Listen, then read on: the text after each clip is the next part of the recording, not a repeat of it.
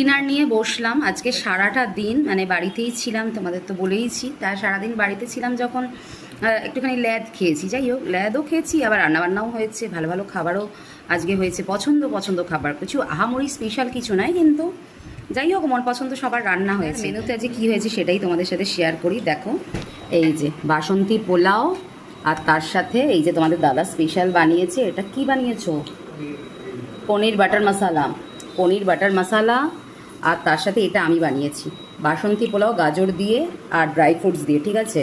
আর এটা হচ্ছে তোমাদের দাদার স্পেশাল।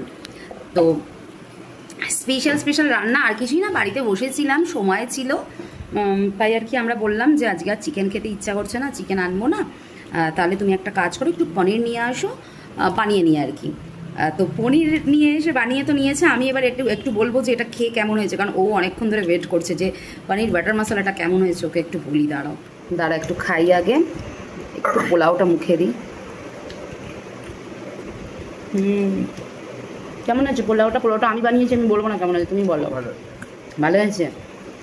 আর গোলাপ জল, আমাদের না গোলাপ জল কেওড়া জলে তোমাদের রেসিপি যদি লাগে, এই বাসন্তী পোলাওয়ের গাজর দিয়ে করি, এই রেসিপিটা কিন্তু আগেও আমি তোমাদের সাথে শেয়ার করেছি।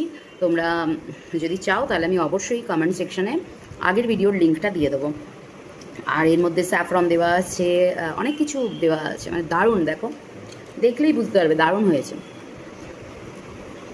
এবার পনির বাটার মশলাটা খাবো।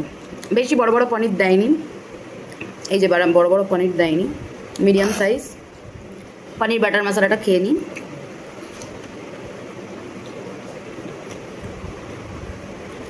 দারুণ হয়েছে মামনি, কেমন লাগছে তোমার? খুব ভালো হয়েছে, পুরো রেস্টুরেন্ট ফেল। বাড়িতেই যদি এত সুন্দর বানানো যায়, তাহলে আর আমাদের রেস্টুরেন্ট গিয়ে বাইরে গিয়ে খাওয়ার কী দরকার আছে। আমার বড়ই এত ভালো রান্না পারেন, আহা